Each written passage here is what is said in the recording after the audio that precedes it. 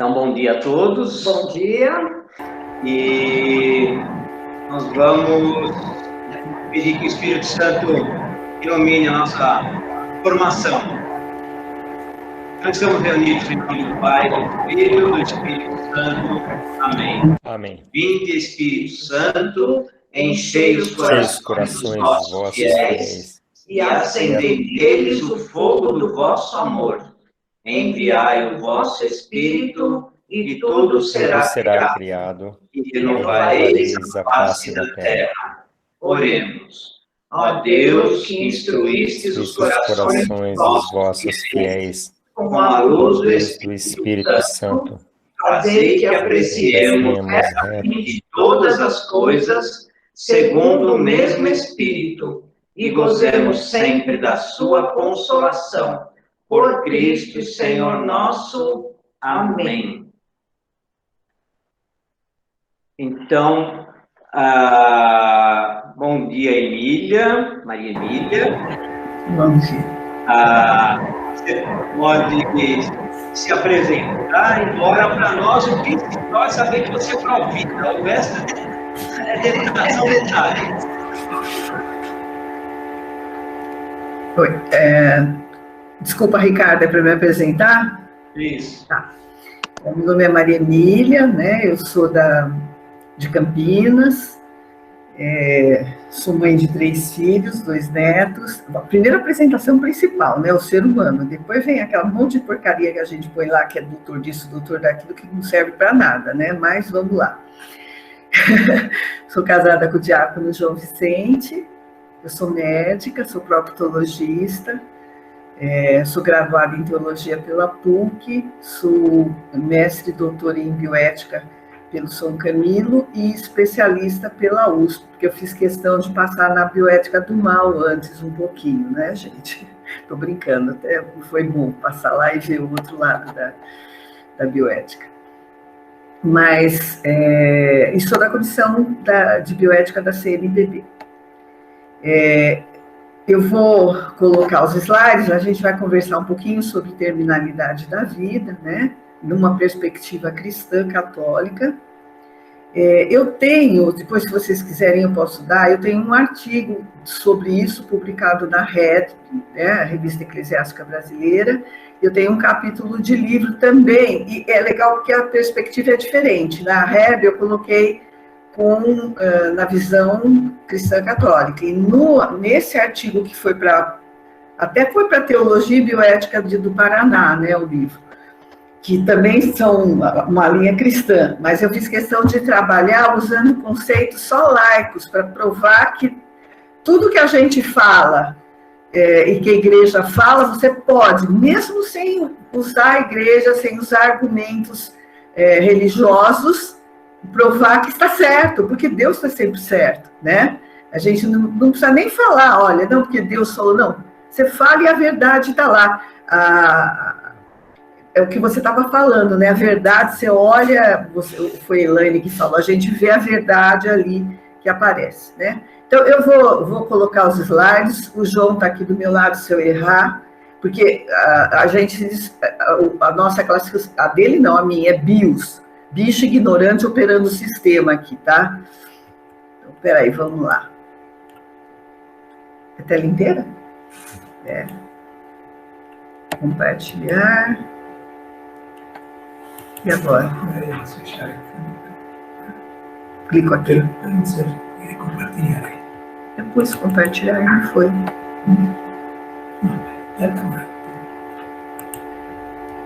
Eu falei que o BIOS está operando aqui. Peraí que o João vai pôr para mim. Apareceu a tela, não? Não, né? João, por favor. Sem esse homem, eu não sou nada. Meu Deus do céu. Olá, gente. Bom dia. Bom dia, Diaco. Tudo bom? Vamos tentar aqui. Então, se ele faz o que eu faço e com ele funciona. Peraí, agora não funcionou. Tinha um segredinho que você não me falou. Tem que apertar mais uma coisa. Foi agora? Ai. Sim. Agora sim. Vamos ver se o arquivo aparece. Apareceu o arquivo? Apareceu. Apareceu. Maxime. maximiza a tela agora.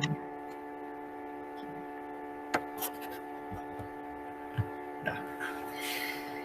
Bom, gente, quando a gente vai falar sobre esses conceitos de terminalidade da vida, diretivas antecipadas da vontade, que é muito interessante que a gente hoje tenha consciência disso, porque é o que está na moda para colocar a eutanásia, tá? A gente não pode se iludir. Eutanásia, distanásia, nós vamos falar sobre esses conceitos. Mas para que a gente possa fazer um juízo ético sobre cada tema desses, a gente precisa primeiro entender o contexto e ter uma fundamentação, tá? Então, quando a gente pensa no morrer, então, quais são as coisas que vão levar a esse questionamento sobre a terminalidade da vida? Primeiro, o avanço da tecnologia, né? Então, hoje, com as UTIs, com a aparelhagem cada vez mais de ponta, você consegue, vamos dizer assim, prolongar a vida da pessoa, assim, pessoas que antes morreriam, né? Hoje você consegue prolongar no UTI. Outro fato que é interessante, né, a redefinição do conceito de morte. Até 1968, quando sai o relatório de Harvard, o conceito de morte era parada cardíaca, né? Pararam os batimentos cardíacos, seria considerado óbito. Agora, isso muda para critérios neurológicos, né? Agora, para haver morte, tem que haver a morte do tronco encefálico. O pessoal às vezes fala morte encefálica, morte cerebral. Morte cerebral é um termo errado. O cérebro faz parte do encéfalo. Para haver morte, realmente considerado morte, você tem que ter morte não só do cérebro, mas do tronco encefálico, que é a parte do cérebro que vai controlar a parte neurovegetativa, por exemplo, batimentos cardíacos, temperatura, pressão. Quando morre o tronco encefálico, em questão de horas, no máximo 24 horas aí, vai parar tudo isso também, tá? Independente de tanto que quando você leva um paciente para transplante, né, um paciente com morte encefálica, só se consegue manter ele, vamos, aspas, né, com o coração batendo, no respirador, com droga vasoativa, para poder retirar o órgão a ser transplantado, porque o encéfalo dele já está morto. Outra coisa que é muito importante, a gente pensar o contexto social. Nós estamos numa época, né, que existe uma controvérsia sobre isso. Alguns falam que nós estamos numa modernidade que se prolongou e outros usam o termo pós-modernidade. Eu concordo bem com esse termo pós-modernidade, porque eu acho que mesmo dentro da modernidade houve um salto aí, né, que marcou uma certa diferença. Mas nós não vamos entrar nessa controvérsia. Vamos colocar como denominação pós-modernidade. Então, a pós-modernidade, o que mais marca, a característica mais marcante dela, é o que a gente chama de quebra de meta-relatos. O que é um meta-relato? O meta-relato seria uma verdade, tá, universal, que vem norteando a humanidade.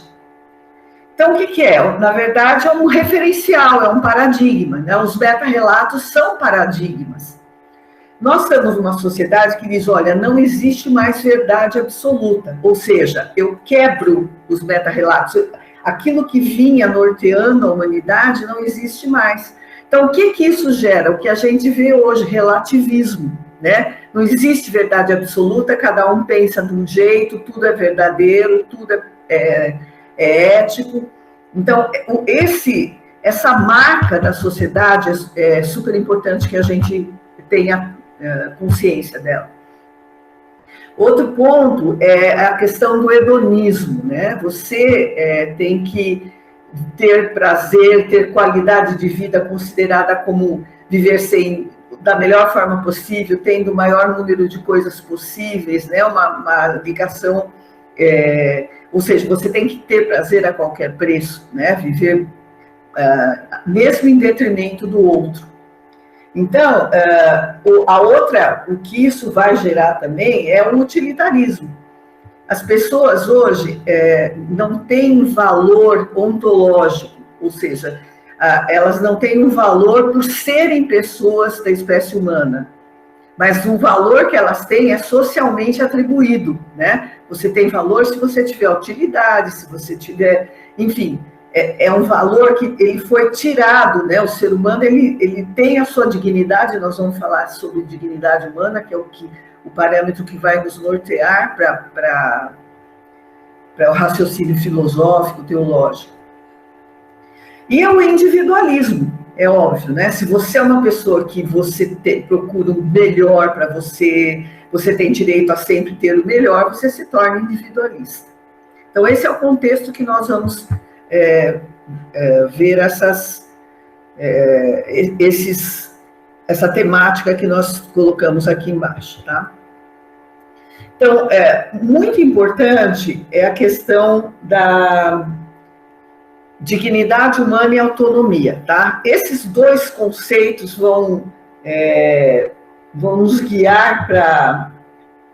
Eu dei uma paradinha aqui só para dar uma olhada no horário, para não me estender, tá, gente? Desculpa. A dignidade humana e a autonomia são os dois fundamentos para que nós façamos um juízo ético da temática, tá? Então, a sociedade atual existe o que a gente chama de exaltação da autonomia. O que é exaltação da autonomia? O eu é maior do que o outro.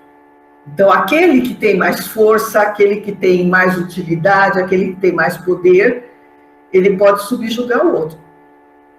Gente, o exemplo clássico disso é aquele meu corpo, minhas regras. Tá? Você pode ver que não se fala no outro, tem um outro ali, que deveria entrar no juízo ético, mas não se fala. É a mulher, meu corpo, minhas regras. Então, é uma exaltação da autonomia. A outra questão é a questão da qualidade de vida, tida como posse de bens materiais, perfeição física e intelectual, ausência de dor, sofrimento, negação da morte.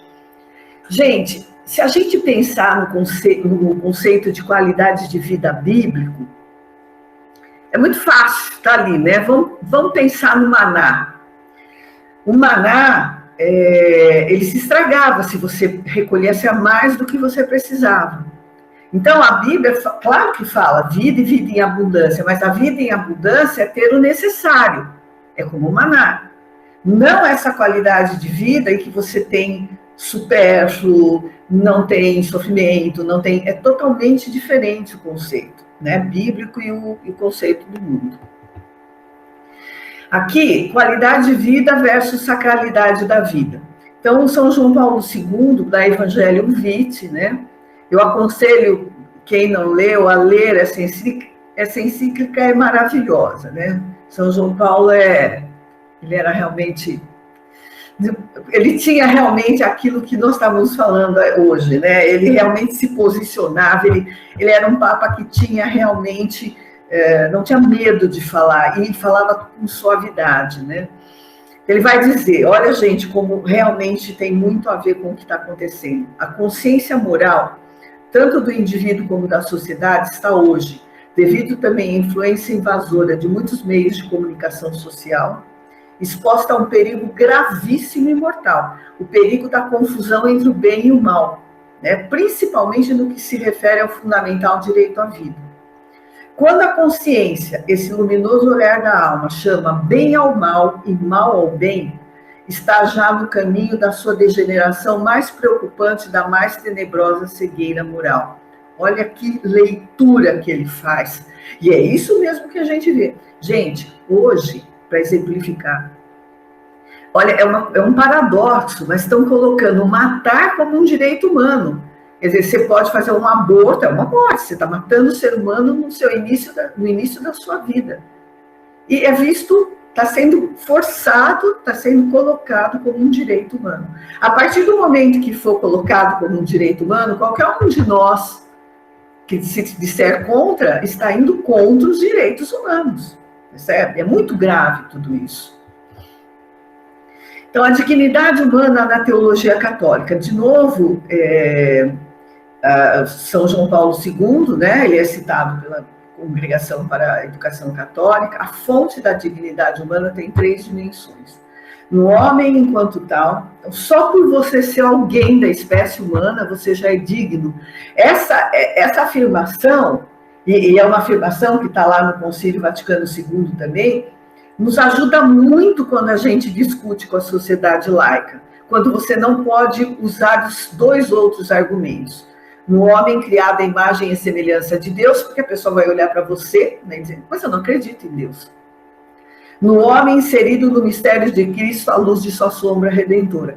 Mas a igreja ainda tem uma colocação que, como o Vaticano II diz, que nisso todos estamos de acordo, tanto crentes quanto não crentes, né? Em que o homem, ele é o centro, tá? Então, a sua dignidade enquanto ser humano. Agora, vamos pensar um pouquinho na parte, nós falamos da dignidade humana na visão teológica cristã católica, né? Vamos pensar na filosofia moderna. A filosofia moderna expoente é Kant, né? Kant vê a dignidade como intrínseca ao ser humano, né? Ou seja, você tem dignidade porque você é ser humano. Isso aí faz parte, é algo ontológico, nasce com o ser humano, né? Não é a sociedade que vai... a sociedade não vai dizer se você é digno ou não, ela vai reconhecer só que você é digno, todos são dignos. Então, o homem como ser racional é um fim em si mesmo, e jamais pode ser usado como meio, seja por ele, por outro homem, ou mesmo por Deus. Então, Kant afirma que a humanidade deve ser para nós sagrada, porquanto o homem é o sujeito da lei moral que se fundamenta na autonomia de sua vontade como vontade livre. Eu vou explicar depois um pouquinho melhor esse conceito, que é super importante, tá? Então, aqui nada contradiz o que a dignidade humana vista do ponto de vista teológico, só não se fala que, quando a gente vai discutir com a sociedade laica, se a gente quiser, a gente pode usar a filosofia. Diz, olha, a dignidade humana nasce com o ser humano, tá? Então, o Kant, olha, gente, a Declaração Universal dos Direitos Humanos, né, que foi promulgada depois da barbárie que foi, né, a eugenia nazista, ela tem 2 bases, né, a moral judaica dos valores e a moral judaico-cristãs e a visão kantiana de dignidade humana. Então, vai dizer no seu preâmbulo, a dignidade é inerente a todos os membros da família humana e seus direitos iguais e inalienáveis. Todos os seres humanos nascem livres e iguais em dignidade e direitos. São dotados de razão e consciência e devem agir em relação uns aos outros com espírito de fraternidade. E todo ser humano tem direito à vida física, né? Isso é um direito humano, né? Então, vão falar, não, mas todo ser humano nasce livre. Tá, mas olha em cima no preâmbulo. Dignidade inerente a todos os membros da família humana. Então, quando a gente pega o ser humano no início da sua vida, intraútero, ele é um ser da espécie humana. Então, ele é digno, ele é portador dos direitos humanos. A Gaudium et Spes, né, do Concílio Vaticano II, vai falar sobre a dignidade da pessoa humana. Tudo quanto existe na Terra deve ser ordenado em função do homem como seu centro e seu termo. Nesse ponto existe um acordo quase geral entre crentes e não crentes. Concílio Vaticano II, falando aquilo que eu dizia. Dá para conversar com a sociedade laica, porque isso é uma coisa que a própria teologia cristã católica afirma, né, essa dignidade do ser humano. A dignidade humana na sociedade atual, ela é associada à qualidade de vida, então ela se torna uma atribuição social extrínseca. Olha, gente, as maiores atrocidades cometidas pela humanidade, vide nazismo, foi sempre no momento em que não se reconheceu a dignidade humana. Não se reconheceu como ontológico, como pertencente ao ser humano. Quando você tira isso e torna a dignidade uma atribuição social, que é o que se faz hoje, por isso que diz, mas pode fazer o aborto. Você está tirando, você está tornando a dignidade humana uma atribuição social. Percebe? É muito grave tudo isso. Então, a gente tem que ter esses conceitos para entender o que está por trás e para poder argumentar também. A dignidade humana é o argumento mais forte, tanto para defender a vida do bebê, né, ir contra o aborto, que é a inicialidade da vida, quanto na terminalidade da vida. O conceito de autonomia, né, na saúde, estaria relacionado ao paciente e sua capacidade de decisão. E começou na bioética principialista, né, aquela trindade bioética, autonomia, justiça e beneficência. Mas, como eu já havia colocado, hoje existe uma exaltação da autonomia, né, individualista, apenas o eu ignorando o outro. Quando acontece isso, o que acontece? Há uma negação da alteridade. Eu não vejo mais o outro como um igual a mim, né? Alteridade, o outro é o outro eu. Então, se eu legitimo a utilização do outro, eu o transformo de sujeito em objeto, tá? E, geralmente, quem que tem uma autonomia exaltada? Quem tem mais poder, né? Então, agora, veja bem, agora nós vamos entrar um pouquinho no conceito kantiano e ver se essa autonomia, do jeito que ela é apregoada hoje na sociedade, é o conceito filosófico da filosofia moderna sobre autonomia. Então, para Kant, a autonomia era basicamente intersubjetiva, porque ela é do centro da moral. Eu vou explicar, vai ficar mais fácil, ó. Kant, ele pensava a moralidade como autonomia. Então, ele dizia o seguinte, ser autônomo significa ser guiado por sua razão, nem por Deus, nem por qualquer causa externa. Ele não está negando Deus. Vocês vão, inclusive porque Kant não era ateu, tá? Mas vocês vão entender o que ele quer dizer. Quando ele diz nem por Deus, nem causa externa. Se você vai agir moralmente, porque você está com medo de castigo, é por isso não por Deus, tá? Você não está sendo moral. Se você vai agir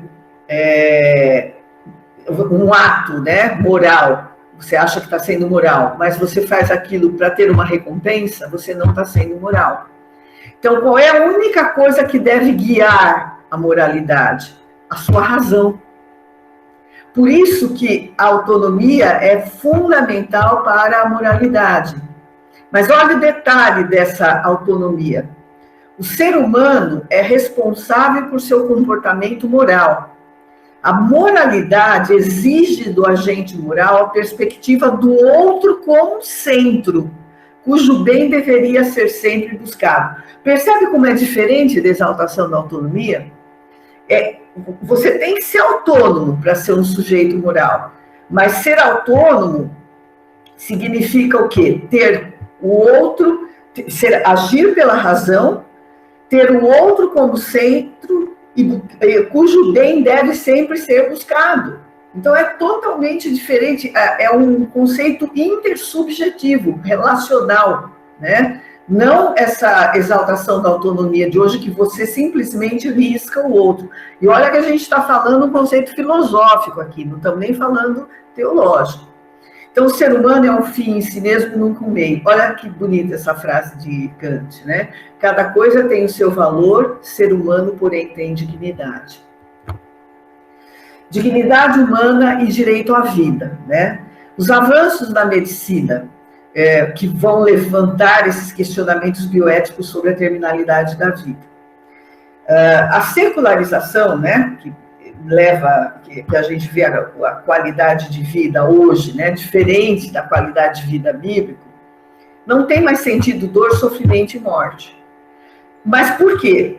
Paulo já falava, Paulo foi assim, realmente falou, claro, né, sobre a ação do Espírito Santo, que é bíblico que ele falou, mas ele dizia, olha, a cruz, para quem não crê, é escândalo. É o escândalo da cruz que Paulo dizia. Por quê? Porque quem não crê só vê a cruz.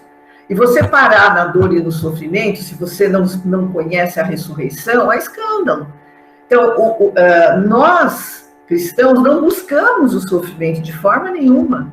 Mas nós vemos que muitas vezes por trás do sofrimento, a gente vê o quê? A ressurreição, né? E não vai parar na cruz. Mas a sociedade ateia não consegue ver isso. Então, tudo é escondido, né? As crianças, por exemplo, hoje, o que se fala para uma criança? Ah, morreu, virou uma estrelinha, né? No meu tempo, e acho que de muitos de vocês aqui, não estou chamando de velho, não, estou me chamando de velha, tá, gente? Eu corria debaixo de caixão, nos enterros, quando era criança pequenininha, porque os velórios eram nas casas. Então, era natural, a criança, desde cedo, ela tinha contato com o morrer, né? Hoje, se tenta ao máximo, que ninguém quer que a pessoa morra em casa, já leva para o hospital, já deixa lá, ninguém quer ter passar, é lógico que é muito triste quando a gente se depara com a morte de um ente querido, mas, né, para quem crê, para quem tem esperança na ressurreição, muitas vezes ter o ente querido do seu lado, né, na hora da morte, no local que é a vida, onde ele teve a própria vida, com a família, é muito, vamos dizer assim, nos tranquiliza, né? Mas hoje não. A gente nega a morte de qualquer forma. Então, a possibilidade de prolongamento da vida, questionamento sobre a eticidade de ações que visem alterar o curso natural da morte. Então, essa visão aí, essa foto da UTI, né? Até que ponto, esse é o questionamento que leva a essa temática da terminalidade da vida.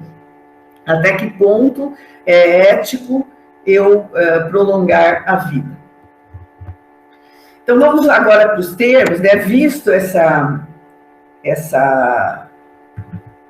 explanação inicial, para que a gente tenha agora ferramentas para fazer o juízo ético, né? A gente vai entrar, então, agora nos temas e vamos fazer uma análise da eticidade ou não. Então, a eutanásia, gente, ela volta a ser sugerida como uma opção moralmente aceitável para se evitar o sofrimento. No entanto, a eutanásia, ela foi usada no nazismo, né? O nazismo, ele se baseava numa pseudociência, numa falsa ciência, né, chamada eugenia. O que a eugenia dizia? Ela dizia o seguinte, olha, a natureza criou os seres humanos desiguais. Então, a genética, né? Isso é uma coisa genética. Então, você pode nascer superior ou inferior. Por isso que eles diziam, a raça ariana é superior, os outros são inferiores. Então, o que nós vamos fazer? Se tem uma raça superior e uma inferior, primeiro, eles diziam o seguinte, nós vamos impedir que essa raça inferior se perpetue. Então, eles começaram a fazer esterilização em massas, né, dos considerados inferiores. Aí, não contentes, eles começaram a quê? A eliminar essa raça considerada inferior. Mas, porque na falsa ciência, veja bem, se é genético, se faz parte, né, dos genes, não tem como você... eles nunca vão ser iguais, porque isso a natureza colocou assim. Então, olha só, gente, pouco antes do início da Segunda Guerra Mundial, em 1939, foi promulgada a lei da eutanásia, que permitia o assassinato, aspas, piedoso de doentes psiquiátricos. Dos 283 mil pacientes examinados, foram assassinados pelo menos 75 mil, gente. Só pararam, sabe por que só pararam? Porque começou a ameaçar a psiquiatria. Então, opa, não vai ter doente para a gente. É uma coisa super ética, né? Imagina. Lenz, em 1940, defende a eutanásia para doenças genéticas, alegando ser importante questão sanitária e humanitária. Eu chamo a atenção de vocês para isso. Gente, Lenz era nazista, tá? Era alemão. Olha o argumento que ele usou para defender a eutanásia. Importante questão sanitária e humanitária. Nós temos o mesmo argumento hoje para o aborto. Importante o quê? Questão de saúde pública, né? Eles falam. E humanitária, porque o pobre, coitado, a mulher pobre. Você percebe que é o mesmo argumento nazista? A distanásia. A distanásia e a eutanásia consistem em ações extremas e diametralmente opostas. A distanásia seria dis, né? Do grego, mal, e thanatos, morte, morrer mal. Consiste no prolongamento da vida de forma artificial, utilizando-se meios extremos e desproporcionais, geralmente em UTI, de um paciente que não apresenta mais possibilidade de cura. Vou dar um exemplo para vocês. Eu falei que eu sou proctologista, né? Faço intestino, reto e ânus. Isso acontece. Às vezes tem um paciente com tumor de cólon que chega um momento, né? Que não tem mais o que fazer por ele. Aliás, eu vou até dar um exemplo que foi muito duro para mim, que foi recente, que foi um amigo meu de turma que morreu há 3 dias atrás. Um colega maravilhoso, que foi seminarista, que trabalhou com os índios quando se formou, se doando, uma pessoa boníssima. E ele cuidou, era médico, né, da minha turma. Ele cuidou da esposa até ela morrer com câncer de pulmão, que faz 1 mês isso. Ela morreu há 1 mês. Olha só. E ele nem se preocupava com ele tinha dores de estômago. E no dia seguinte do enterro dela, ele foi fazer uma endoscopia. E se descobriu que ele estava com tumor, não tinha mais como operar, não tinha mais nada que fazer por ele, né? Então, como que se conduziu o caso? A filha dele é médica, né, também. Ele tem 4 filhas adotivas. É linda a história deles. E ela acompanhou o pai no hospital. Ele ficou no hospital porque ele precisava de medicação forte para dor. Proporcionaram todo o carinho, todos os cuidados paliativos. Nós vamos falar disso depois, que ele precisava. Hidratação, nutrição normal, com glicose, nada de excepcional. Analgésicos para dor, né? O carinho da família, mas ninguém fez eutanásia nele. Ele faleceu, né? Faleceu faz 3 dias, infelizmente, um colega muito querido. Então, isso é você morrer bem, quer dizer, não teria sentido, por exemplo, ele ter uma parada cardíaca lá, já em fase terminal, entubá-lo, né, reanimar, colocar na UTI, isso seria uma distanásia, prolongar a vida dele de forma artificial, com um meio extremo que não ia mudar nada o prognóstico dele, não ia nem acrescentar, ia acrescentar dias, né, fazendo sofrer. Então, na distanásia, você prolonga de forma artificial. Então, por exemplo, paciente com tumor que não tem mais químio nem rádio, ele pode dizer, não, tá bom, essa radioterapia vai me curar? Não. Essa quimioterapia vai melhorar, vai me dar muito mais tempo de vida? Ele pode optar e dizer não. Então, porque, gente, quem fez quimioterapia sabe, é horrível, né? A pessoa vomita, passa mal. Se aquilo ali não dá mais possibilidade, é lícito que ele diga, não, então eu não vou fazer a quimioterapia, e vocês vão ver, nós vamos ver o posicionamento da igreja sobre isso, tá? Isso não é eutanásia, tá? Eutanásia é quando você recusa o meio, no caso aí, né, coloca lá nas diretivas antecipadas da vontade, eu quero que me tire a vida, se eu tiver assim, se eu ficar em coma, por favor, me faça alguma coisa que me tire a vida. Isso não pode, né? A igreja não aceita de forma nenhuma, tá? Não sei se ficou claro o termo, depois se não ficou claro para alguns, a gente volta no final a tirar dúvida. Então, a eutanásia, gente, é a antecipação do momento da morte. Ela pode ser passiva ou ativa. Ativa quando você provoca intencionalmente. Você vai lá e faz um coquetel que vai matar o paciente da veia, geralmente pelo médico, tá? Em alguns casos, até sem o consentimento do paciente, que é chamado de eutanásia involuntária. Na passiva, você vai negar ao doente recursos básicos, tá? Então, para a manutenção de suas funções vitais, como hidratação, alimentação e medicamentos. A gente viu isso várias vezes nos Estados Unidos, que a corte negou que uma pessoa em coma, por exemplo, a família pudesse cuidar e mandou tirar a hidratação, mandou tirar tudo e a pessoa morre de sede. Isso é um absurdo, né? Eu não imagino, mesmo você em coma, a sensação de você ter sede. Porque quem diz que a pessoa não está sentindo isso também?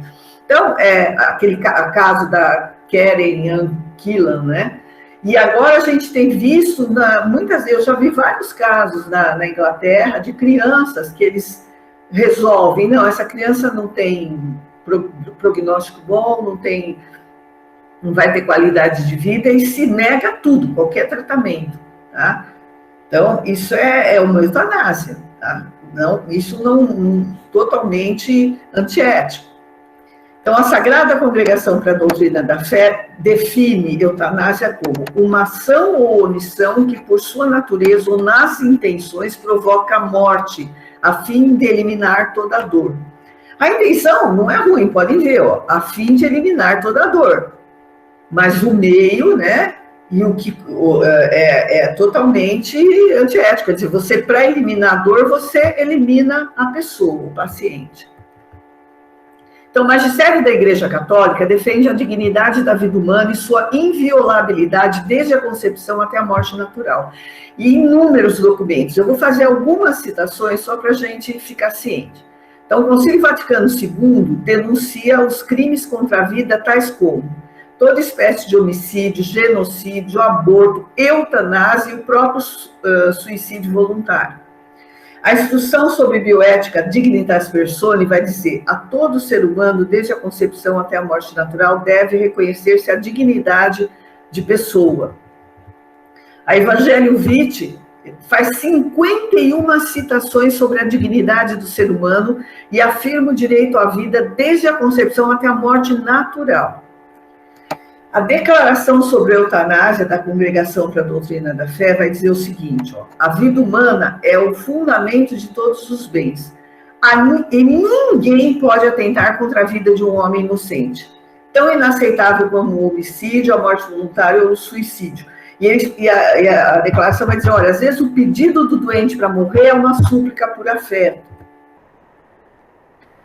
Continua ainda a declaração. Ora, é necessário declarar uma vez mais com toda firmeza que nada ou ninguém pode autorizar a que se dê a morte a um ser humano inocente. Não importa se ele é embrião, criança, velho, doente, incurável, agonizante, tá? Então, nega totalmente a eutanásia como um ato ético.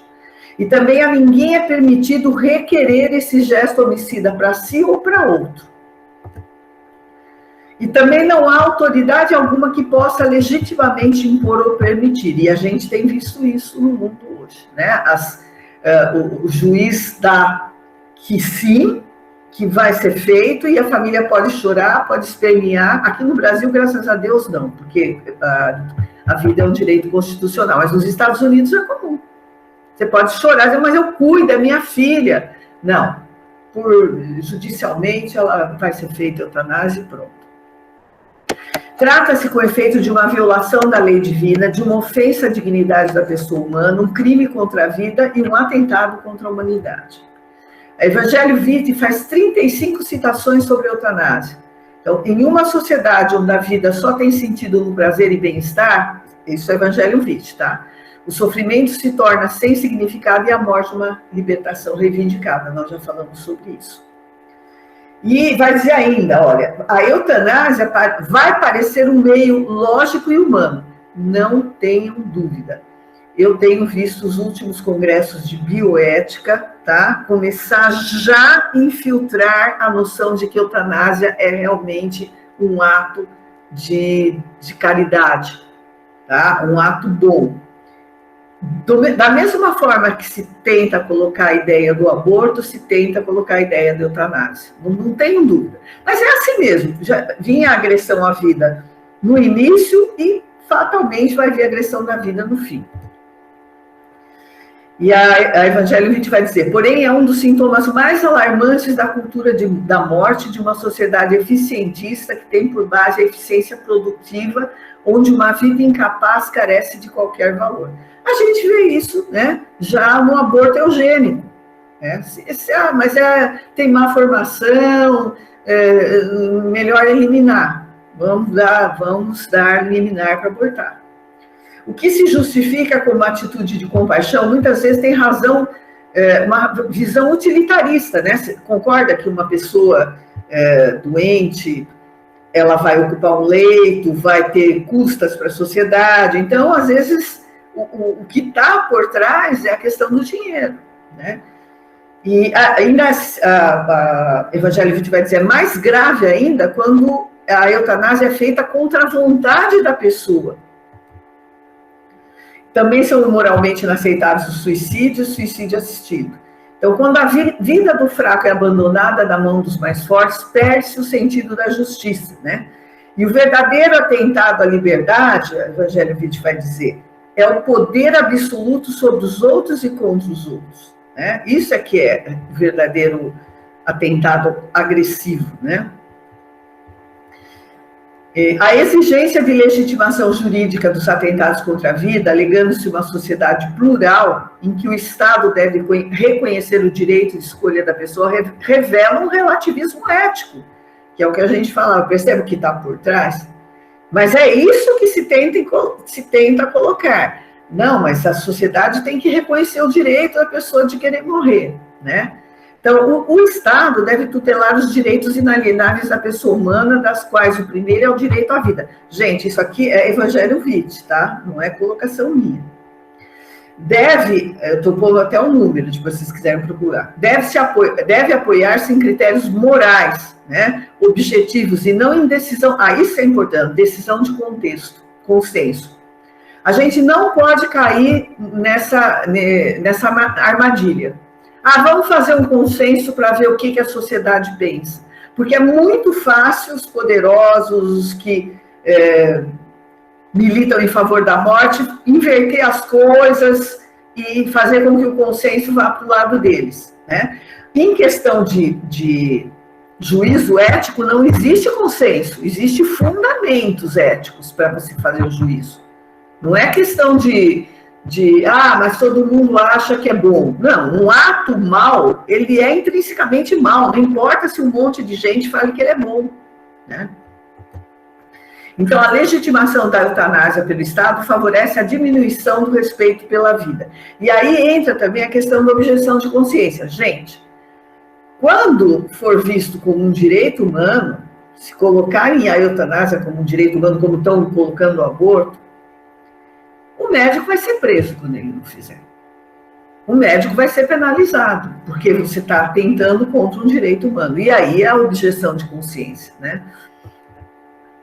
E a ortotanásia? O que é a ortotanásia? Nós falamos da distanásia, da eutanásia. A ortotanásia evita tratamentos desproporcionais que não conseguirão mais possibilitar a cura do doente, mas apenas aumentar sua agonia. Aquilo que nós falamos, né, que eu falei ali atrás, assegura-se ao paciente assistência básica, alimentação, higiene e medicamento para atenuar a dor. Difere da eutanásia porque não tem por objetivo a eliminação do sofrimento pela eliminação da vida do paciente, mas pela minimização do sofrimento. Você não vai, é diferente a eutanásia, você vai manter o paciente, como eu contei desse meu colega. Aliás, tem um exemplo muito bonito aí, é João Paulo II, a morte de João Paulo II. Ele não tinha mais o que fazer por ele estava muito grave, ele quis morrer na casa dele, cercado das pessoas que ele amava, né? Com todo o atendimento possível, alimentação, soro, o que ele precisou, analgésica, ele não foi abandonado, nem abreviaram a vida dele, né? Mas ele teve uma morte, não tem mais o que fazer, ninguém levou ele para a UTI, ninguém entubou, porque... Não, vamos ficar junto, vamos oferecer tudo, conforto, nós vamos ver os cuidados paliativos o que são. Entenderam? Então, a ortotanásia é totalmente diferente da eutanásia. E ela é moralmente aceitável. Aí entra um problema, né? A gente sabe que quando, vamos supor que tem uma pessoa com uma dor terrível por câncer, às vezes você tem que sedar essa pessoa profundamente para ela não sentir dor. E aí perguntaram para Pio XII, né? Um grupo de anestesistas perguntaram para Pio XII, escuta, é lícito usar narcótico para supressão da dor, uma vez que a gente sabe que quando a gente usa narcóticos numa dose muito alta, a gente vai abreviar um pouco a vida? E Pio XII diz que é lícito, e eu vou explicar por quê, pela questão do duplo efeito. O que é o duplo efeito? Quando você está dando analgésico, você não está dando para abreviar a vida do paciente, você está dando para tirar a dor. Isso é um ato moralmente bom, tá? É um ato moralmente bom. A consequência indireta é que às vezes o paciente, sei lá, ia durar 4 dias, ele dura 3, eu estou dando um exemplo assim por cima. Se abrevia um pouco, porque a sedação profunda, ela realmente é agressiva para o corpo. Mas, nesse caso, você não está querendo abreviar a vida de forma nenhuma. Então, o Pio XII responde, se não existem outros meios, e se naquela circunstância, e se nada impede o cumprimento de outros deveres religiosos e morais, é ético, tá? Então, para a gente ter essa... E, olha, eu vou dizer para vocês, gente, como médica, eu fiz UTI muito tempo, eu dei plantão em UTI, logo que eu me formei, né? Porque eu fiz 1 ano de terapia intensiva, de residência. Você não precisa matar uma pessoa para tirar dor. Gente, quem fala isso está mentindo, é má fé. A gente tem meios de tirar dor, ou anestesiando o paciente, ou sedando, ou fazendo uma peridural, um catéter de anestésico contínuo. Não tem porquê. Nunca a gente precisou fazer isso, nem no UTI, nem em lugar nenhum. Dá para você tirar a dor do doente. Dizer que não dá é má fé, né? Cuidados paliativos. Então, a ortotanásia envolve os cuidados paliativos, né? E a encíclica Evangelium Vitae faz referência à importância desses em uma morte humanizada. Percebe? A ortotanásia é uma morte humanizada, é diferente.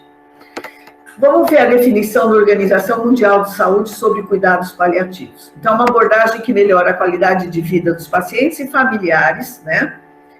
Pela prevenção e alívio do sofrimento, tratamento da dor e outros problemas físicos, psicossociais e espirituais, visa proporcionar alívio da dor e outros sintomas.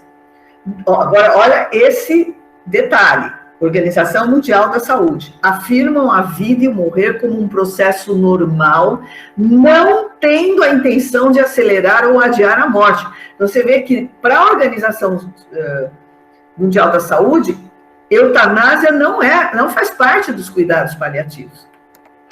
Integram os aspectos psicológicos e espirituais da assistência ao paciente, tá? Oferece um sistema de apoio para que o paciente possa viver tão bem, tão ativamente até o momento da sua morte quanto possível. Oferece um sistema de apoio para ajudar a família. É uma abordagem de equipe multidisciplinar, é médico, psicólogo, enfermeiro, fisioterapeuta, né? Não é só o médico. E visa melhorar a qualidade de vida, tá? Deve ser aplicado no início da enfermidade. Bom, e como a gente falou, né, não inclui a opção da eutanásia. Na realidade, são opções totalmente diversas para lidar com o sofrimento na terminalidade da vida humana. Então, o cuidado paliativo é diametralmente oposto à eutanásia. E a obstinação terapêutica? Então, o magistério da igreja também rejeita a obstinação terapêutica, que é aquilo que a gente falava, você causa sofrimento intenso no doente, sendo que aquilo não vai mais adiar a morte dele ou curar a sua doença. Então, o Evangelho Vitae afirma que a renúncia a meios extraordinários ou desproporcionados não equivale ao suicídio ou eutanásia, mas exprime a aceitação da condição humana defronte à morte. Então, a declaração sobre a eutanásia, né, da Congregação para a Doutrina da Fé, alerta para a necessidade de se proteger a dignidade da pessoa humana contra o que chama de tecnicismo abusivo, entendeu? Não é que você vai negar a UTI, não é isso. É quando você vê que não tem mais o que fazer pelo doente, você não, por exemplo, uma quimioterapia só vai judiar do doente. Então, não tem por que você dar aquela quimioterapia, você sabe que ela só está envenenando o doente e não está curando, entenderam? É isso. Citação categórica de João Paulo II no Evangelho Vivo. Confirmo que a eutanásia é uma violação grave da lei de Deus. Tal doutrina está fundada na lei natural, na palavra de Deus escrita, transmitida pela tradição da igreja e pelo magistério. Ele bate o martelo, não tem como mudar isso, tá? Não adianta vir alguém com uma falsa conversinha, não, mas é assim, não. Para o magistério da igreja, isso é categórico, tá? Diretivas antecipadas da vontade. Isso é importante a gente saber, porque já se está discutindo muito sobre isso, e, por enquanto, a eutanásia no Brasil não pode fazer parte das diretivas, mas não tenho dúvida que alguns já estão em trabalho científico colocando que deveria, tá? Eu posso dizer isso para você. A nossa bioética hoje, às vezes, dá vontade de chorar. Bom, definição do Conselho Federal de Medicina do que é diretivas antecipadas da vontade. Conjunto de desejos prévio expressamente manifestados pelo paciente sobre cuidados e tratamento que quer ou não receber no momento em que estiver incapacitado de expressar livre e autonomamente sua vontade. Então, eu deixo escrito, olha, se eu estiver em coma, eu não quero isso, isso e isso. Agora vamos ver o que é isso, isso e isso que eu posso pedir. Então, essas diretivas devem ser levadas em conta pelo médico, né, no caso da incapacidade do paciente, se comunicar e expressar autonomamente sua vontade, e prevalecerão sobre o desejo dos familiares. Devendo ser registradas em prontuário, em comunicação feita pelo próprio paciente ou seu representante legal. Desde que não estejam em desacordo com os preceitos do Código de Ética Médica. E o nosso Código de Ética Médica não permite eutanásia. Então, o paciente não pode pedir, se eu estiver em coma, eu quero morrer. Não, ele não pode pedir isso, tá? Ele pode dizer o seguinte, eu não quero fazer tal tratamento ou outro, mas tem umas ressalvas também, é o médico que vai resolver isso no final, tá? Qual é o fundamento das diretivas? É o princípio da autonomia. Agora, vai depender da legislação de cada país. Por exemplo, Uruguai, Holanda e Bélgica, a eutanásia faz parte das diretivas, porque eles aceitam a eutanásia na legislação. No Brasil, o direito à vida é constitucional e a eutanásia é considerada crime. Então, as diretivas antecipadas da vontade dizem respeito à recusa à obstinação terapêutica, não podendo ferir a Constituição Federal nem as determinações do Código de Ética Médica. E olha o que o Código de Ética Médica diz: é vedado ao médico abreviar a vida do paciente, ainda que a pedido deste ou de seu representante legal.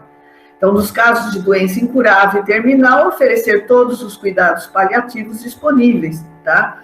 Então, ortotanásia.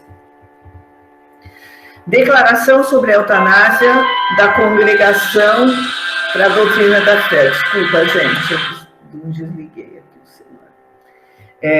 Declaração sobre a eutanásia da Congregação para a Doutrina da Fé. O magistério reconhece o direito de decisão do paciente e seu direito à morte, porém não é entendido como o direito de se pedir ou provocar a morte, mas o direito de morrer com toda a serenidade, na dignidade humana e cristã, recusando o uso de meios terapêuticos desproporcionados. Afirma ser lícito interromper um tratamento de medicina avançada se esse não apresenta resultados condizentes, tá? Mas, para tal decisão, e isso é importante, ter-se-á em conta o justo desejo doente da família, como também o parecer de médicos verdadeiramente competentes. Por quê? Porque às vezes o doente está pedindo para parar um tratamento que o médico sabe que vai dar resultado, aí não pode, aí já não você não pode usar isso aí porque vira uma eutanásia, né? Ou pelo menos aí não é lícito. Então o médico vai dizer, olha, realmente esse tratamento é inócuo, né? Não vai produzir efeito nenhum. Então, não pode ser assim, o doente resolveu, ele está fazendo uma radioterapia, aquilo vai curar, né? Ele não pode simplesmente, não é lícito, né? É claro que o doente pode não comparecer, isso a gente não pode impedir. Nós estamos falando de liceidade ou não, né? O médico não pode interromper aquela radioterapia porque ela está sendo curativa. É lícito contentar-se com os meios normais que a medicina pode proporcionar. Então, defende a autonomia do doente, né? Quando afirma que não se pode, portanto, impor a ninguém a obrigação de recorrer a uma técnica que, embora já em uso, ainda não está isenta de perigos ou é demasiado onerosa. Recusá-la não equivale a um suicídio, significa antes a aceitação da condição humana. Então, na iminência de uma morte inevitável, né, apesar dos meios usados, é lícito, em consciência, tomar a decisão de renunciar a tratamentos que dariam somente um prolongamento precário e penoso da vida, sem, contudo, interromper os cuidados normais devido ao doente em casos semelhantes. Você não vai tirar a hidratação, você não vai tirar a sonda que alimenta, você não pode, são cuidados necessários, tá? Então, o magistério da Igreja Católica rejeita firmemente o assentimento à eutanásia ou suicídio assistido como opção ética nas diretivas antecipadas da vontade.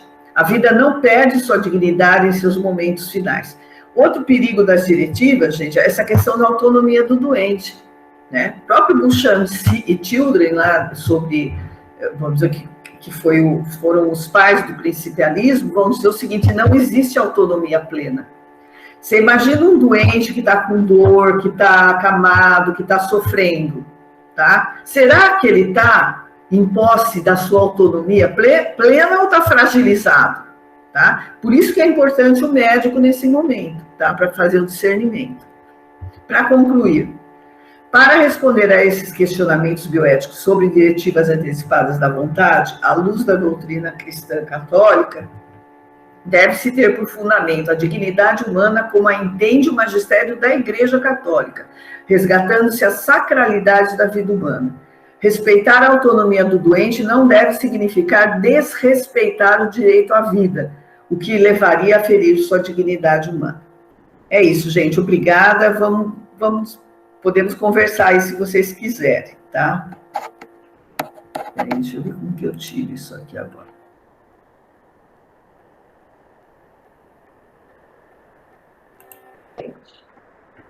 Pronto. Muito bom, doutora. Aprendemos bastante aí. E quem tiver alguma pergunta, algum comentário, está liberado, está aberto. Cássia? Olá, a Emília, que conhecimento maravilhoso que você traz, né? Eu fiquei pensando numa colocação que você fez sobre o paciente, que eu entendi, terminal, que a gente leva para o hospital, sabendo que ele está próximo da morte e não ficar com esse paciente. Mas há uma questão de legalidade também. Quando ele morre em casa, parece que traz um complicador, que é isso que algumas pessoas falam. Porque vai ter que ser feita uma investigação se ele não foi assassinado, não sei o que e tal. Eu não tenho conhecimento para poder argumentar, mas eu escuto as pessoas dizerem isso. O que você me fala sobre isso? Fala. Não, veja bem, eu não disse que é errado você levar. Mesmo esse meu colega que eu falei para vocês que faleceu há 3 dias, eu falei que ele faleceu no hospital, tá? Porque ele precisava de medicação forte, que não tinha condição de fazer em casa. O que eu digo, o que eu coloquei é que as pessoas às vezes levam para o hospital, não por esse motivo que você está falando, mas por motivo de medo de ver a morte, de medo. Eu não quero nem, entendeu? Eu quero me distanciar. Hoje é muito assim. A pessoa morre na UTI, longe dos familiares. Quanto àquele outro medo seu, não, mesmo que o doente morra em casa, se ele está sendo acompanhado por um médico, o médico pode dar um atestado de óbito, tá? Não tem problema nenhum. O doente vai para, por exemplo, serviço de verificação de óbito e tudo mais, quando é um doente que não está sendo acompanhado.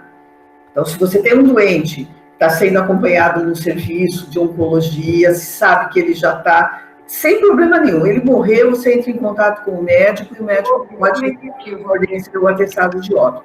Mas a minha colocação não foi contra levar para o hospital, não. A colocação foi no sentido de que as pessoas hoje não querem, entendeu? Leva para UTI, não quero nem ver. É o medo de deparar. Antigamente o pessoal morria em casa, né? Era uma coisa tranquila, né? Vamos dizer assim, cercado da família, cercado do cachorro, cercado dos netos, bisnetos. Hoje a gente não vê isso. Tá? Mas não está errado, não, levar. Tem casos que você tem que levar mesmo. A pessoa está precisando, naquele momento, de tomar uma medicação endovenosa, né? A não ser que você tenha um home care. Tem casos que dá para fazer um home care, tá? Elaine, só um segundinho que a Cida vai completar esse assunto aí.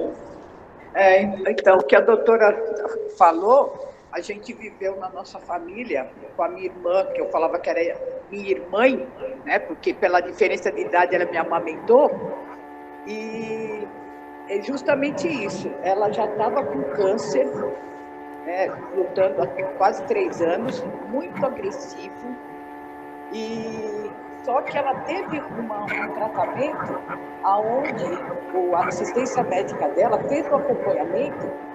E eu pude perceber que a médica, oncologista, geriatra, ela, quando ia fazer os últimos atendimentos, ela fazia bem essa parte da cuidados paliativos. Que eu me lembro que, como eu cuidava da minha irmã, a minha irmã comentava comigo. Aí ela falou assim, que a médica falou, você gosta de novela? Você está acompanhando tal novela? Ah, então, o que você acha que a pessoa deve ficar? Aí eu percebi que ela levava o tratamento para esse lado. Por quê? Porque a minha irmã desenvolveu, então, rapidamente ali uma depressão, sabe? Coisas que eu falei, nossa, a Ana sempre foi uma mulher tão centrada, mas era o problema da doença em si, muito agressivo. E aí ela não queria ficar internada, ela não ficou internada, ela faleceu em casa, e era um câncer muito agressivo, mas de uma morte tão serena, aonde a pessoa do SAMU, né? Porque foi assim, quando a minha irmã faleceu, aí na hora, é claro, meu sobrinho, filho único, né? O pessoal ficou meio desesperado, até a primeira pessoa que eles ligaram, o meu cunhado, Sim, você está em casa? Corre aqui. Aí o Carlos estava chegando, eu falei, bem, aconteceu alguma coisa com a Ana. Aí chegamos lá, né? Ela tinha acabado de falecer, meu sobrinho ligou para o lugar, que falou, qualquer coisa vocês tenham aqui, não leve ela em outro lugar. Ele ligou, já foi orientado, vocês chamam, ligam para o SAMU vai vir, vai atestar a morte, com esse papel vocês vêm aqui que o médico vai fazer o atestado de óbito, o corpo foi preparado lá, né, a funerária foi, sabe? Então, foi tudo tranquilo. Sabe? E é claro que na hora, cheguei lá, estava todo mundo, né? Falei, calma, gente, calma, a Ana já foi. Mas aí no SAMU ainda fala, não, vocês fazem massagem cardíaca, faz isso, faz aquilo. É o procedimento deles. Mas a gente sabia que ela já estava... Mas... Aí no caso do SAMU, como eles não acompanham o caso, eles são a tomar esse tipo de conduta na hora. É diferente. Mas você vê, aí o SAMU veio, ela testou, e olha o que aconteceu.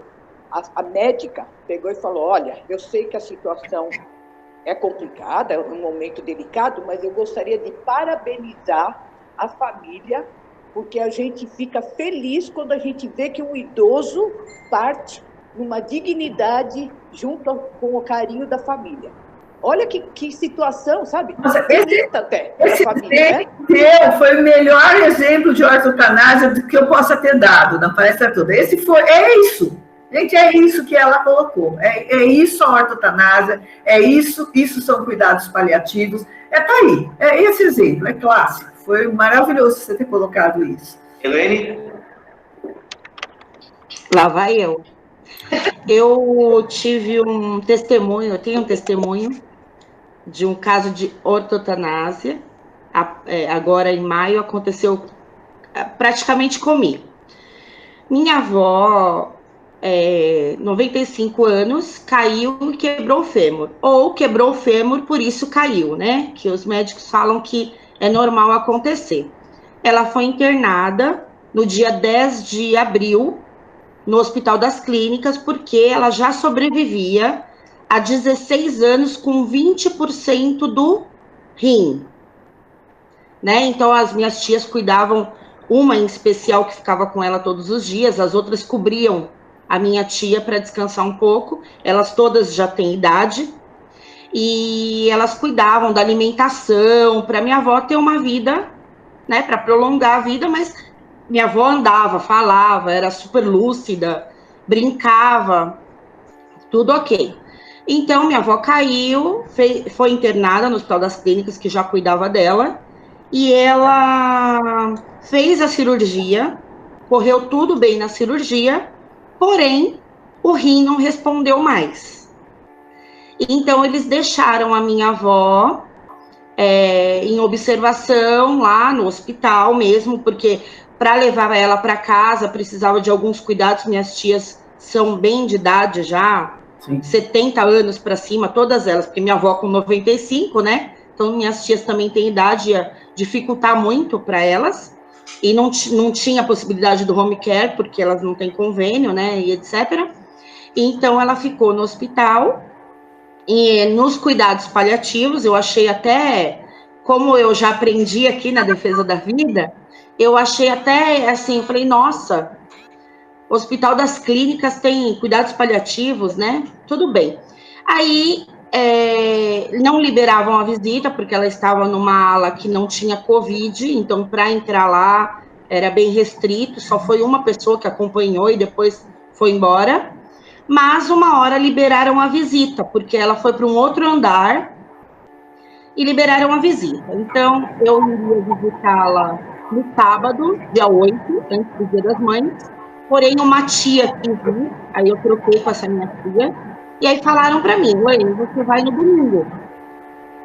E eu fui no domingo, Dia das Mães, né? E aí o médico veio conversar comigo, né? Um doutor novo, e ele conversou comigo e eu falei para ele, eu entendo o que vocês estão fazendo, né? Então, ortotanásia, porque ele falou que não estavam fazendo mais nenhum procedimento, porque ia judiar dela, colocaram o acesso subcutâneo, né? É assim que fala, doutora? Na mãozinha dela, para não furar, fizeram tudo isso. Ela estava lá, ela estava dormindo, mas já estava com um pouco de confusão mental, porque o rim não funciona, dá um pouco de confusão mental, né? É isso mesmo, foi isso que passaram pra gente. E aí eu falei pra ele, eu entendo, ok. E a minha avó parou de respirar naquele dia comigo lá. Então, assim, é um testemunho que eu vi a ortotanásia acontecer, e é um outro testemunho de estar ali com a morte, né? Porque na hora eu me desesperei, eu chorei bastante, porque eu era a neta mais afastada da minha avó, porque e há outras coisas, né, que entram, mas eu via, eu sabia, eu ia lá, etc. Mas aí veio aquela coisa, ela me escolheu para estar com ela naquele momento, né? Então depois me confortou, entre aspas, eu fiquei feliz por poder estar com a minha avó naquele momento, sabe? Entre aspas, porque não é uma alegria, mas eu falei, Deus me escolheu, ela me escolheu, era eu que era para estar aqui. Então, dali eu fiquei a noite inteira resolvendo tudo no SVO, porque, na verdade, queriam fazer uma biópsia da minha avó.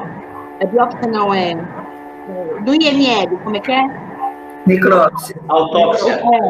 Não, autópsia, desculpa. Porque como ela caiu em casa, caracteriza crime, sabe? Foi muito ruim isso, mas quando nós fizemos o boletim de ocorrência e chegamos no IML, o policial que estava lá falou, isso não existe, pela idade, né? E outra, ela passava 16 anos com a médica no mesmo hospital, eles sabiam que não era maus tratos, minhas tias cuidavam muito bem da minha avó. Bom, no fim, voltamos para o médico, ele ele assinou o óbito, né? E aí não precisou abrir minha avó, fazer essas coisas, porque não tinha mesmo crime no assunto. Mas eu até fiquei surpresa com o Hospital das Clínicas. Mesmo assim, eu tive uma pontinha de dúvida, porque ela estava tomando, nesse acesso, ela estava com a morfina, né? Porque já devia estar sentindo muita dor. Ela sentiu dor, mas veio uma enfermeira e falou assim, eu vou aplicar aqui um remédio para ela fazer xixi, porque eu já não fazia mais xixi, né? E aquele remédio me deixou com a pulga atrás da orelha, porque logo em seguida, foi muito rápido, a minha avó partiu. Então, eu ainda fiquei pensando, Deus, né? Deus é que sabe, porque a gente não vai ter certeza. Falei, será que o médico, que eu entendia... Tranquila que nenhum médico fez isso. Não pode, tem noção. Não, né? Eu ainda fiquei com esse medo, sabe? Será? Acho que não fariam isso, né? Depois de 30 dias. De forma nenhuma. Eu queria pegar um gancho no que a Elaine falou, porque é uma coisa importante e eu não coloquei. A idade nunca deve ser motivo para você interromper tratamento. A idade, tá? O estado de saúde, por exemplo, eu vou dar um exemplo mais clássico. Às vezes tem paciente que eu faço diagnóstico de tumor de cólon, e o paciente tem 85, 86, e a família doutora, será que a gente deve operar? Eu falo, claro que deve. Se ele tiver condições de entrar na cirurgia, você não vai anestesiar o doente para ele acabar, morrer, é uma parada cardíaca, aí não dá.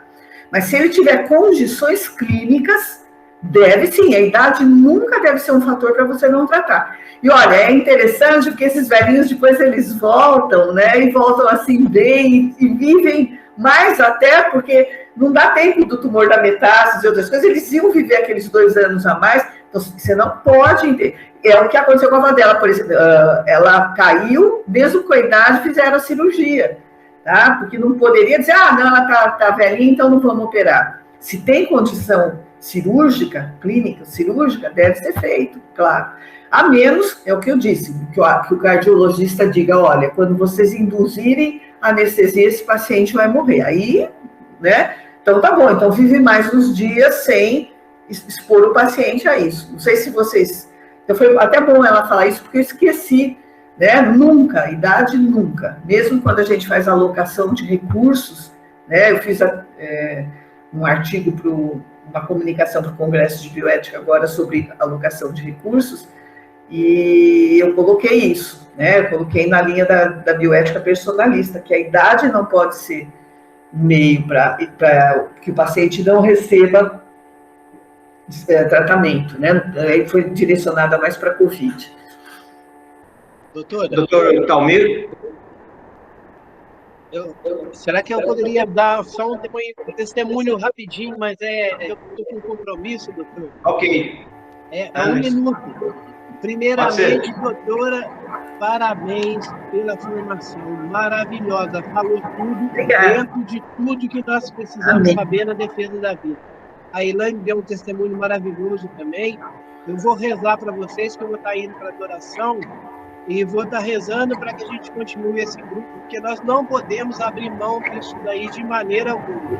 E para o doutor Talmir, eu quero mandar um abraço especial, porque ele me socorreu numa época que eu estava passando uma dificuldade, e eu não esqueço, doutor. Eu rezo o senhor todos os dias, viu? Deus abençoe vocês todos. Obrigado. Eu vou ter que sair, gente. Infelizmente, viu? Amém. Tchau, vai com Deus. Amém. Talmir? Ok, um abraço, Anderson. Parabéns aí. Foi muito boa a sua palestra, viu, Emília? Amém. A gente ficaria te ouvindo aqui 24 horas. Foi excelente. Olha, o pessoal ia dormir, então, brincadeira. Não, ninguém vai dormir, não. Eu tomei um monte de anotações, nossa, achei maravilhosa, porque você explicou todos os termos, né? E você foi super didática, você deixou para nós, né? Toda a explanação por escrito, né? foi maravilhoso, né? Com o apoio do João aí do seu lado, eu imagino aí, trabalho em equipe, hein? Casal que trabalha junto, viu, Ricardo e Cida? Olha que maravilha. Muito bom. Então, e também todas as referências que você fez, Evangelho Vitae, Conselho Pontifício da Vida, Congregação Padroeira da Fé, maravilhoso. E depois a sua experiência de proctologista, intensivista, nossa, realmente é show de bola, viu? E é muito doloroso nós vermos o que você mesmo colocou, né? Agora o próprio Comitê Europeu define como direito ao aborto, né? Como direito humano, a questão da eutanásia que você colocou, né? A referência que você citou aí da Holanda, da Bélgica, a sanção, é coisa muito triste, né? Porque aí é direito a abortar, direito à eutanásia, direito a usar drogas, direito... Nossa, é terrível. Então, assim, e mesmo que nós somos nós somos considerados um país cristão, como a Polônia, né, a gente é cercado realmente e filtrados dentro das nossas igrejas, dentro das comissões de direitos humanos, por pessoas que trabalham contrário a gente, né? Isso aí, no tempo de Jesus Cristo, ele tinha gente do lado dele lá que estava traindo o tempo inteiro, né? Então, assim, a gente também tem que fazer a nossa meia-culpa, mas, viu, Emília, eu acho assim, que o que você colocou foi totalmente assim, pérolas preciosas que você passou para nós, tudo. A gente tem que digerir isso aí, rever essa palestra, repassar para os grupos, viu? Eu só tenho assim a te elogiar mesmo, sabe? O que você falou sobre a ortotanásia, a Sociedade, né, Brasileira de Medicina, Conselho Federal de Medicina, né, prima realmente para essa defesa dos direitos humanos, né? É perfeito. Eu acho assim, a gente só tem que tomar cuidado porque existem, claro, né, dentro de todas as classes, os desvios, a questão do SUS, né, que é sucateado. Então, quer dizer, omissão, o que ocorre, né? Falta de medicação, assim, falta de leitos, gente, é uma tristeza, né? A gente vê isso na pandemia. Mas parabéns, viu? Olha, continuemos aí ouvindo todos os demais participantes. Eu adorei a sua palestra. Obrigada, Talmir. Kátia, nossa chefinha. Eu gostaria de parabenizar a doutora Maria Emília pela explanação riquíssima, ótima, né? E ao Regional por essa live. Nós temos que falar mais sobre isso, né? É uma necessidade, as pessoas estão anestesiadas, como a doutora falou, né? As coisas do mundo vão vindo e vão enchendo a gente, parece que tudo é bem, nada é mais mal, né? Então, parabéns, Deus abençoe, obrigada por essa partilha, muito rica. Obrigado. Cida vai dar uma palavrinha e aí a gente já pede para o diácono dar uma bênção para a gente encerrar. E aí depois a gente vai postar a Miriam também vai falar, a gente vai postar no YouTube e colocar um e-mail, se alguém quiser encaminhar alguma pergunta, alguma coisa, a gente depois direciona. Miriam, pode falar, então. Eu só tenho que agradecer a Maria Emília, excelente a sua palestra, mas eu tenho uma dúvida. Quanto à distanásia. Para haver a distanásia, deve haver motivos para isso, porque é um tratamento caro. Então, na maioria das vezes, a distanásia se submete à distanásia por interesses científicos, por interesses familiares ou por interesses econômicos? Está sem som. Está fechado, doutor. Você falou uma coisa certa, porque por trás de tudo sempre tem interesse econômico. Mas a distanásia, na verdade, realmente o que você disse, ela é um tratamento mais caro, né, prolongado em UTI. Eu acredito que a gente vê hoje que virou uma bola de neve, né? As coisas começaram a aparecer, né? Por exemplo, a UTI, você põe o paciente lá, daí tem um aparelho melhor, enfim, quer dizer, e vai se colocando o paciente com boas intenções, né, para se prolongar a vida. Então, exatamente a distanásia que fez levantar esse questionamento ético, né, sobre esse questionamento sobre a eticidade de certos tecnicismos, como fala a declaração sobre a eutanásia da Igreja Católica, levantar a questão do tecnicismo, né? Até que ponto é ético você levar à frente um paciente dessa forma. Agora, tem também um outro lado, viu, Miriam? Às vezes, eu creio que a maior parte, que a gente é médico, a gente sabe, o Talmir também, a maior parte dos médicos tem boa vontade. Mas a gente não pode dizer também que não se impõe alguns tratamentos de ponta, por exemplo, particulares, porque vai subir a conta. Isso também pode acontecer. Né? Nem todo mundo, né, Talmir, nem todo médico é totalmente, né, a gente pode dizer, não, é médico, então ele tem a melhor das intenções. Não é verdade, a gente vê vários casos de médico aí que, pelo amor de Deus, eu acho que você tem razão nisso também, pode acontecer, mas eu acho que não é a tônica, porque isso acontece também no serviço público, né, por exemplo, eu falo isso, o SUS, gente, é maravilhoso. Ele é espelho para o mundo. O problema do SUS é o que o Talmir falou, entendeu? É corrupção,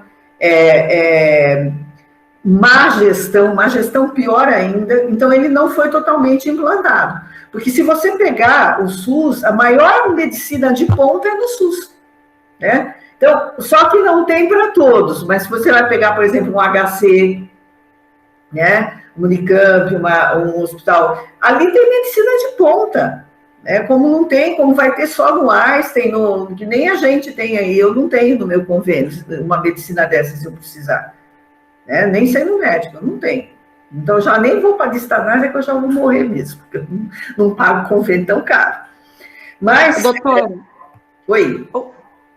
A gente teve o caso desse ator que ficou no pulmão artificial, eu vejo muito isso, porque...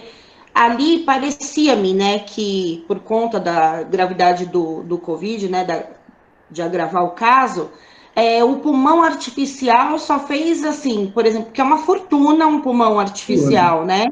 Então, ele ficou ali, mas é uma coisa que é nítida, que o pulmão não era dele, o dele não funcionava, e quando ele voltasse para o dele, ele certamente não estaria mais entre nós, né?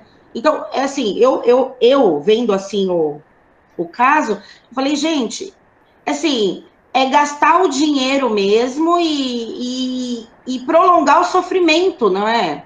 Mas aí havia uma chance, entendeu? Quando tem uma chance, você pode usar a medicina. Veja bem, o caso da distanásia é quando você usa alguma coisa que não tem a mínima chance mais com o paciente.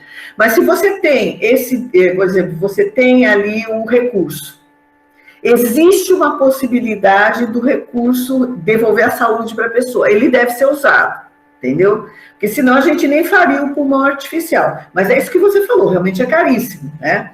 Nem todo mundo pode usar, e não tem jeito.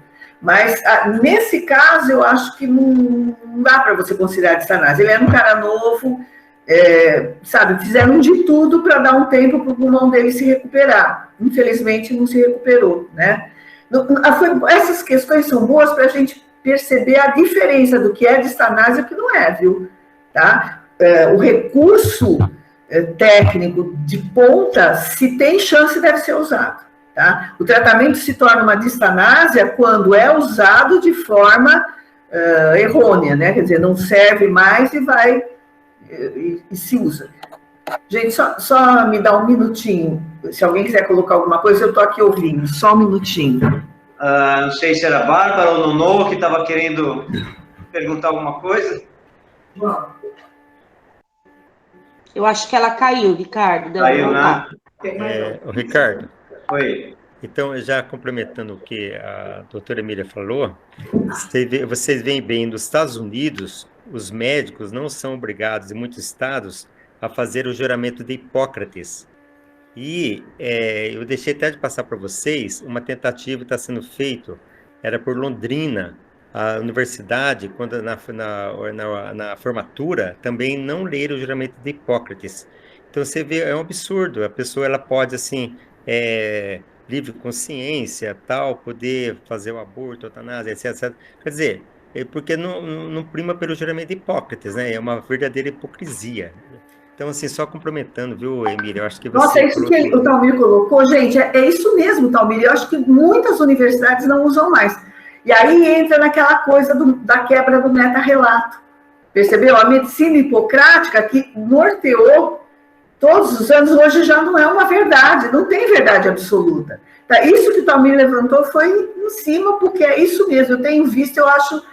Gente, eu fico muito triste de pensar que as faculdades não fazem mais o juramento, a maioria não está fazendo. Porque aí você não vai poder fazer aborto, porque lá no juramento de Hipócrates fala que não é para fazer aborto, você não vai fazer eutanásia, porque lá fala claramente contra a eutanásia. Então, o que a gente faz? Uma coisa que nos atrapalha, a gente tira, entendeu? Simplesmente elimina e acabou. É exatamente isso que a gente tem visto hoje, viu? É triste. Eu, como médica, me sinto muito, muito triste. Acredito que o Talmir também é... Eu falo que hoje, Talmir, é juramento de hipócrita. É, hipócrita. Bárbara? Bárbara, levantou a mão. Tá sem som? Tá sem som. Ai! Então, na verdade, né, também nessa questão da finalização, eu queria agradecer muito a você, principalmente para cristão. Tá dando para entender.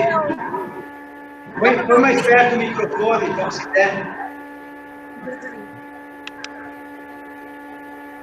Acho que elas estão no carro, não é? Eu queria agradecer a fala da doutora Maria Emília, porque ela foi altamente contemplativa, justamente porque ela não precisou falar uma linguagem laicista, não precisou ficar só nos aspectos científicos, e sim porque ela conseguiu falar de uma maneira completamente amalgamada com a nossa fé e referências, né, com a verdade absoluta e sempre eterna do nosso Evangelho. Eu achei isso muito lindo, como faz falta a gente ouvir, porque a gente está sempre tomando cuidado, né, porque a gente tem que falar de um jeito que eles não nos ataquem pela nossa fé, que eles não digam que são argumentos religiosos, mas, na verdade, é tão gostoso ouvir alguém falando, né, com tanto amor pela verdade sempre eterna, né, da nossa igreja. Então, foi maravilhoso. Eu amei, de verdade. Achei altamente construtivo e diferente do que a gente sempre ouve por aí nesse sentido.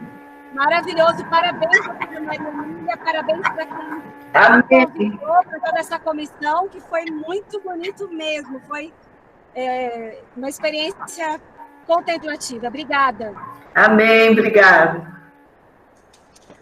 Então, a gente abre para o Diácono João dar uma bênção e a gente depois divulga no YouTube da Arquidiocese, da Comissão de Defesa da Vida, nos grupos aí, e quem postar coloca lá um e-mail de contato da Arquidiocese, e aí se alguém encaminhar alguma pergunta, a gente repassa para a Maria Emília.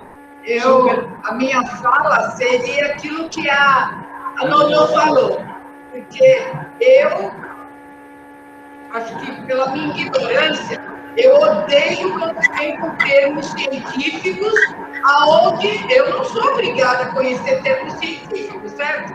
Então, foi muito claro, sabe?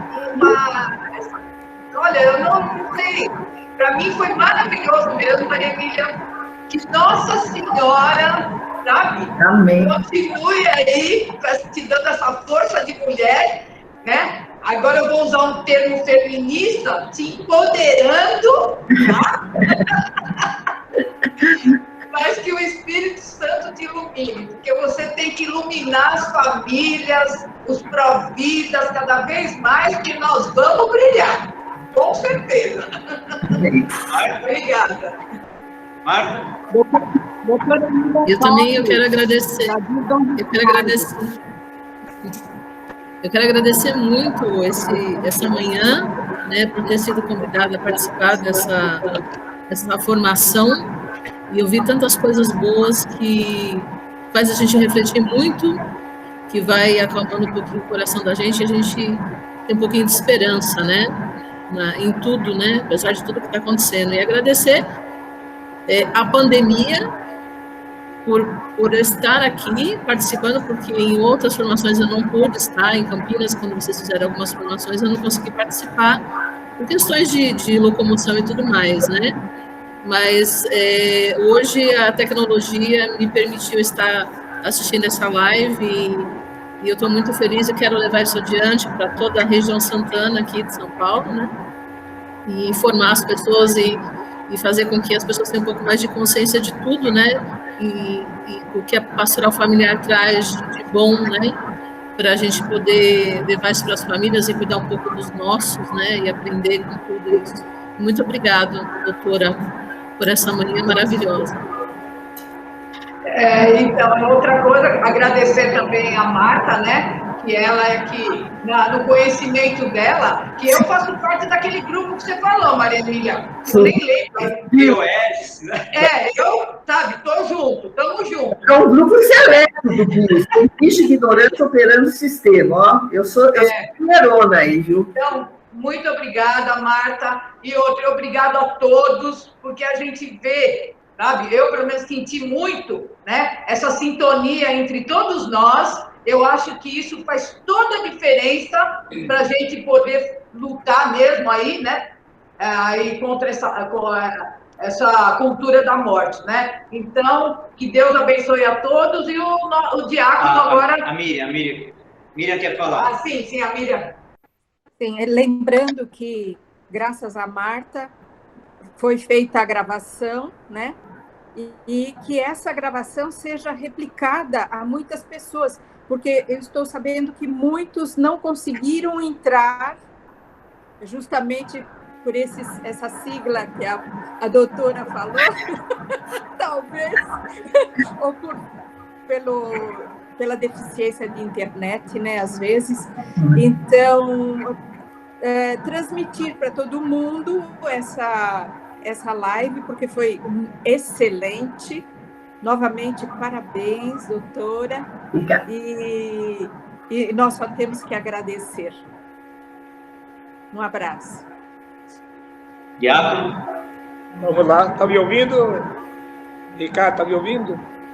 Ou então, realmente, bom dia a todos. Eu não tive oportunidade agora no final, mas realmente vocês todos têm razão. Quão importante é estes momentos formativos.